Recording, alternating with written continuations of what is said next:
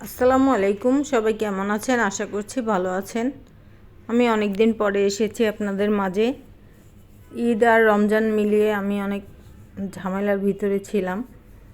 তো দেখতে পাচ্ছেন এখানে কতগুলো পানিতে আমি আলু দিয়ে দিয়েছি। আলুগুলো এভাবে কেটে ধুয়ে নিতে হবে। ধুয়ে আমি সিদ্ধ বসিয়ে দিয়েছি। এদিকে আমি তেঁতুলটাকে একটু ভিজিয়ে রাখছি। আলুটা বলক চলে আসছে। এখন আমি এখানে হলুদ আর লবণ দিয়ে দিব। আজকে দুর্দান্ত মজার একটা গরমের রেসিপি নিয়ে আসছি। এই গরমে এটা খেলে শরীর মন দুইটাই ঠান্ডা থাকবে। অবশ্যই ট্রাই করে দেখবেন। দুইটা চিংড়ি মাছ আমি কিমা করে নিয়েছি, দেখতে পাচ্ছেন। আগেই আমি কিমা করে রেখেছিলাম, আপনাদের দেখার সুবিধার্থে আবার একটু দেখিয়ে দিচ্ছি। এখন চেক করে নিতে হবে আলুটা সিদ্ধ হয়েছে কি না, তারপরে আমি আস্তে আস্তে মশলাগুলো অ্যাড করব। সবাই শেষ পর্যন্ত অবশ্যই ভিডিওটা দেখতে থাকুন। এখানে আলুটা সিদ্ধ হয়ে এলে আমি দিয়ে দিলাম চিংড়ি মাছ, তারপরে দিয়ে দিব এখানে যা যা প্রয়োজন। এই ঝোলটাতে বেশি মশলা ইউজ করা হয় না। এখানে আমি পেঁয়াজ, কাঁচামরিচ আর কিছু রসুন দিয়ে দিচ্ছি। তারপরে একটা টমেটো কুচি দিয়ে দিলাম। চেক করে নিচ্ছি আলুটা কতটুকু সিদ্ধ হয়েছে। টমেটো দিয়ে আবার কিছুক্ষণ ঢেকে রেখে দিব। তারপরে সিদ্ধ হয়ে গেলে একটা ডাল ঘুটনি দিয়ে এগুলোকে সুন্দর করে ভেঙে নিতে হবে। সম্পূর্ণ ভাঙবো না, কিছু আস্ত থাকবে, কিছু আধ ভাঙা হবে। তারপরে আমি আবার একটু পানি অ্যাড করে একটু আম দিয়ে দিয়েছি। আমটা সিদ্ধ হয়ে গেলে আমি আবার একটু ঘুটে নিচ্ছি। এ পর্যায়ে টকটা চেক করে তারপরে আমি তেঁতুলের মাঠটা দিয়ে দিলাম।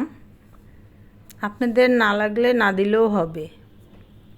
এখানে আমি কড়াইয়ে তেল দিয়ে দিলাম। তেলটা গরম হয়ে গেলে ফোড়নের জন্য আমি যা যা দিচ্ছি, এইভাবে আপনারা টক রান্না করে খেয়ে দেখবেন। এই গরমে অসম্ভব মজা, শরীরও ভালো থাকে। এখানে আমি একটু জিরে, সরিষা আর হলো দুটো শুকনো মরিচ দিয়ে পেঁয়াজ দিয়ে ফোড়নটা আমি করেছি। এখানে আর কিছু দিব না। ফোড়নে এইভাবে দিয়ে খেয়ে দেখবেন, অসম্ভব মজার এই ঝোলটা খেতে। এটাকে আমরা টক ডাল বলি, যে যেভাবে করে, কিন্তু এই আমার মতো এইভাবে খেয়ে দেখবেন।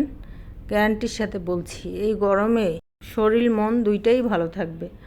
অসম্ভব স্বাস্থ্যকর এই খাবারটা। ফোড়নটা ভাজা হয়ে গেলে আমি ডালটা ঢেলে দিয়েছি। আমার গলায় একটু সমস্যা, খুসখুসি কাশির মতো, তাই কথা বলতে একটু প্রবলেম হচ্ছে, কেউ কিছু মনে করবেন না। এই তো ডালটা আমার হয়ে আসছে। নামানোর আগে আমি এখানে আর দুইটা জিনিস অ্যাড করব। ভালো লাগলে অবশ্যই ট্রাই করে জানাবেন কেমন ছিল এই টক ডালটা। এখন আমি ধনিয়া পাতা আর একটু চিনি অ্যাড করে দিচ্ছি। সব শেষে ধনিয়া পাতা চিনি দিয়ে নামিয়ে পরিবেশন করে দেখবেন গরম গরম ভাতে। এই গরমে খেতে দুর্দান্ত লাগবে। চিনিটা আপনারা আপনাদের পছন্দ অনুযায়ী টকটাকে চেক করে দিয়ে নেবেন। আমরা একটু টক পছন্দ করি, তাই আমি চিনির পরিমাণটা একটু কম দিয়েছি। খেতে অসম্ভব মজার ছিল, আলহামদুলিল্লাহ।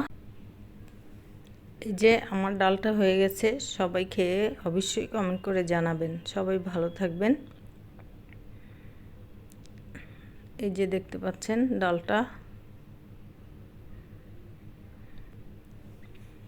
একটু একটু চিংড়ি মাছ থাকে, খেতে কিন্তু অসম্ভব মজার। আমি ভাতের সাথে নিয়ে নিচ্ছি।